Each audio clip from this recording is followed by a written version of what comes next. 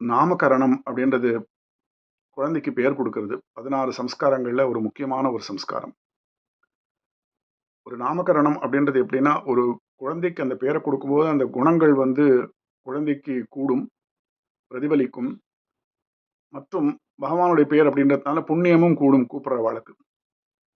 இப்படி ஒரு ஆழ்ந்த ஒரு கருத்தோட குழந்தைக்கு பெயர் கொடுத்துட்டு இருந்தா. குழந்தை பிறந்தது. வசுதேவர் அந்த குழந்தைக்கு பெயர் கொடுக்கணும். கண்ணன் அப்படின்னு பெயர் கொடுக்கிறார். பகவான் கண்ணன் விஷ்ணுவானவன். இருந்தாலும் அவருக்கு ஒரு நாமகரணம். குறைந்தது இந்த பெயர்லாம் கொடுக்கும்போது எத்தனையோ திருநாமங்கள், சகஸ்ரநாமத்துல 1008 திருநாமங்கள் பகவானுக்கு. இந்த கண்ணன்ற ஒரே ஒரு பேர் ஒரு குறைஞ்சபட்சம் ஒரு 10 குணங்களை கொடுப்பதாக இருக்கிறது. இந்த 10 குணங்களை பெரிய ஆச்சரியமான விஷயம் என்ன அப்படின்னாக்கா, ஆழ்வார்கள் இந்த 10 குணங்கள் அதை பொருந்தி பாசுரம் சொல்லியிருக்கா அப்படின்றது இன்னும் ஒரு பெரிய சிறப்பு. அது கண்ணன் அப்படின்னா ஒரு கண்ணாக இருப்பவன், நிர்வாகனன், எங்கும் நிறைந்தவன், கண்ணழகன், கண்ணோட்டமுடையவன், கடாட்சம், கையாளன், சுலபன், கரியமேனியன், களிக்கச் செய்பவன், ஆச்சரியமான குணசேஷ்டிதங்களை உடையவன், அறிவு அளிப்பவன். இந்த 10 எடுத்துக்கலாம் குறைஞ்சபட்சம். இந்த 10 குணங்களை பிரதிபலாக உடையது கண்ணன். சரி, இந்த 10 குணங்களையும் பகவான் கிட்ட இருக்கு அப்படின்ற மாதிரி பாசுரங்கள் உண்டு. அத்தனை குணங்களுக்கும் பாசுரம் உண்டு. முதலாவதாக கண்ணன். கண்ணன் கண்ணாக இருப்பவன், கண்ணாவான் என்றும் மன்னோர் விண்ணோர்க்கு தன்னார் வேங்கட விண்ணார் வெப்பனே அப்படின்னு நம்மாழ்வாருடைய பாசுரம். இதையே கம்மநாட்டாழ்வாரும் ராமகாவியத்தில் சொல்லும் பொழுது, மிதிலையில ராமபிரான் தேர்ல போகும்போது அத்தனை ஜனங்களும் இமை கொட்டாமல் பகவானை சேவித்தா அப்படின்னு சொல்றார். வீதிவாய் செல்கின்றான் மேல் விழி இமையாது நின்ற மாதரார் கண்ணுள்ளே வாவுவான் தேரில் செல்வான் யாதினும் உயர்ந்தோர் தன்னை யாவர்க்கும் கண்ணன் என்றே ஓதிய பெயர்க்குத்தானே உருப்பொருள் உணர்த்தி விட்டான். நம்ம வைக்கிற பேரு உணர்த்தி விட்டான். பார்த்துக்கணும், மேற்கந்திய கலாச்சாரத்தினுடைய தாக்கத்தினால சில பேர்களை வைக்கும் சிலர். இதை உணர்ந்து கொண்டு நம்ம சனாதன தர்மத்தினுடைய பேர்கள், பகவானுடைய பேர்களை வைக்கும்போது எவ்வளவு ஒரு ஒரு நல்ல ஒரு பயன் விளையும் அப்படின்றத நம்ம உணர வேண்டும். கண்ணே உன்னை காண கருதி என் நெஞ்சம் எண்ணே கொண்ட சிந்தையாய் நின்று எம்பும் அப்படின்னு திருவாய்மொழியில பாசுரம் கண்ணனை பற்றி சொல்லும்போது. அடுத்ததாக இரண்டாவதாக நிர்வாகனன். அனைத்துலகத்தையும் நிர்வகிக்கக்கூடியவன் பகவான் அப்படின்றத மண்ணும் விண்ணும் எல்லாம் உடனுண்ட நம் கண்ணன் கண்ணல்லது இல்லை ஓர் கண்ணே அப்படின்றார் பாசுரத்துல. மணாளன் மலர் மங்கைக்கும் மண் மடந்தைக்கும் கண்ணாளன் உலகதுயிர் தேவர்களுக்கெல்லாம் கண்ணன் அவன்.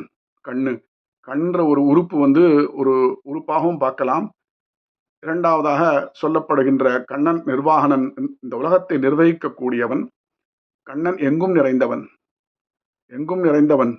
எங்குமுளன் கண்ணன் என்ற மகனை காய்ந்து இங்கில்லையால் என்று இரண்யன் தூண் புடைப்ப அங்க பொழுதே அவன் வீயத் தோன்றிய என் சிங்கப்பிரான் பெருமை ஆராயும் சீர்மைத்தே அப்படின்னு நம்மாழ்வாருடைய பாசுரம். எங்குமுளன் கண்ணன் அப்படின்ற குழந்தை, எங்கும் நிறைந்தவன் கண்ணன் அப்படின்ற அர்த்தத்தில் இந்த பாசுரம் ஆழ்வாரே மங்களாசாசனம் பண்றார். கண்ணன் கண்ணழகன், அப்பேற்பட்ட அழகு. தன் பெருநீர் தடத்தாமரை மலர்தொலுக்கும் என் பெரும் கண்ணன். பெரிய கண்ணன் தகுந்தோல தாமரை கண்ணன், தாமரை மாதிரி கண்ணு. செங்கோலக் கண்ணன், அணிகுள் செந்தாமரை கண்ணன், தாமரை கண்ணினன், கமலத்தடம் பெரும் கண்ணன், செய்யக்கண்ணன் அப்படின்னு எத்தனையோ இடத்துல பாசுரங்கள்ல பகவான் பகவானுடைய அழகை பத்தி பாசுரங்கள். கண்ணன் கண்ணோட்டமுடையவன். கண்ணோட்டம் அப்படின்னா கடாட்சிப்பவன். கடாட்சம், இரக்கம், கருணை, அனுகிரகம் அப்படின்னு பொருளையும் நம்ம எடுத்துக்கலாம். பண்ணை வென்ற இன்சொல் மங்கை கொங்கை தங்கு பங்கைய கண்ணன் அப்படின்னு விசேஷமான கடாட்சத்தை கார்த்தன் கமலக்கண் அப்படின்னு நாச்சியார் திருமொழியில ஆண்டாள் சாதிக்கிறாள். அடுத்ததாக கண்ணன் கையாளன், எளியவன், சுலபன். நமக்கு ரொம்ப சுலபம். உள்ளுலாவி உலர்ந்துலர்ந்து என் வள்ளலே கண்ணனே அப்படின்னு பாடுறார் பாசுரம். உன்னை எனக்கு கையாளாகத் தருபவனே, காண்பாரார் எம்மீசன் என் கண்ணனை அப்படின்னு பாசுரங்கள். கரியமேனியன், கண்ணன் விண்ணோர் இறை அப்படின்னு ஆශ්ரிதம், ரொம்ப சுலபன், எளியவன் அப்படின்னு அந்த அந்த அர்த்தத்துல இந்த கண்ணன்ற ஒரு திருநாமம். கண்ணன் கரியமேனியன், வடமொழியில கிருஷ்ணா அப்படின்னு, பிராகிருதத்துல கண்ணன் அப்படின்னு. இந்த கிருஷ்ண கண்ணன் அப்படின்னு கார்முகில் போல் வண்ணன் என் கண்ணனை கண்டேனே. கரியமேனியன், கைமாவுக்கு அருள் செய்த கார்முகில் போல் வண்ணன் கண்ணன். கார்முகில் போல் வண்ணன் கண்ணன், கரியவன், கருப்பா இருந்தா இந்த பேர் வைக்கலாம் திருநாமத்தை. காரார் கருமுகில் போல் எம் அம்மான் கண்ணன், காரமர் மேனினம் கண்ணன், கார்மெலி மேனி நிறத்துக் கண்ணபிரானை உகந்து, காரார்ந்த திருமேனிக் கண்ணன், கார்த்திரள் மாமுகில் போல் கண்ணன் அப்படின்னு கருமை நிறம் உடையவன் அப்படின்ற பொருள்ல வந்து அழகா சொல்றார். கண்ணன் என்னும் கருந்தெய்வம். கண்ணன் களிக்க செய்பவன், ஆனந்தத்தை கொடுக்கக்கூடியவன் அவன். அல்லலில் இன்பம், எல்லையில் மாயனை கண்ணனை அப்படின்னு சாதிக்கிறார் ஆழ்வார். கண்ணன் ஆச்சரியமான ஒரு ஆச்சரிய குணசேஷ்டங்களை உடையவன், மாயன். மாயன் எடுத்துக்கலாம். மலியும் சுடரொளி மூர்த்தி மாயப்பிரான் கண்ணன். கண்ணனை, மாயன் தன்னை, கடல் மலி மாயப் பெருமான் கண்ணன் அப்படின்னு ஆச்சரியமான குணசேஷ்டங்கள் கண்ணன் கிட்ட கிருஷ்ணன் கிட்ட இருந்ததுனால அது சொல்றார். கண்ணன் முடிவாக அறிவு அளிப்பவன், ஞானத்தை கொடுப்பவன். கண் அப்படின்றதுக்கு அறிவு அப்படின்னு ஒரு பொருள்.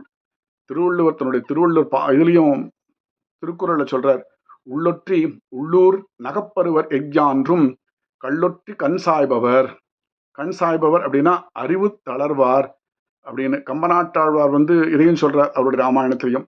இப்படி கண்ணன் அப்படின்ற ஒரு ஒரு திருநாமத்துக்கு கண்ணாக இருப்பவன், நிர்வாகனன், எங்கும் நிறைந்தவன், கண்ணழகன், கண்ணோட்டமுடையவன், கையாளன், கரியமேனியன், களிக்க செய்பவன், ஆச்சரிய குணசேஷ்டதங்களை உடையவன், அறிவு அளிப்பவன், ஒரு 10 குணங்களை மாத்திரம் இந்த ஆழ்வார்கள் பாசுரங்கள் பாடியிருக்கா நினைக்காதீங்க. இந்த 10 மாத்திரம் அடியேன்னு சொல்றேன். இந்த ஒரு விஷயத்தை அறிந்து கொண்டு ஒரு நாமகரணம் பண்ணும்போது அந்த சிசுவுக்கு, குழந்தைக்கு என்ன மாதிரி பேர் வைக்கிறோமோ அந்த குணங்களை கொண்டு அந்த குழந்தை வளரும் அப்படின்னு பெரியவாளுடைய நம்பிக்கை. பகவானுடைய பேரை வைக்கும்போது அது பெண் குழந்தையாக இருந்தாலும் சரி, பிராட்டியனுடைய பேரு, ஆண் குழந்தையாக பகவானுடைய பேர் எதுக்கு வைக்கிறோம் அப்படின்னா புண்ணியமும் சேரும்.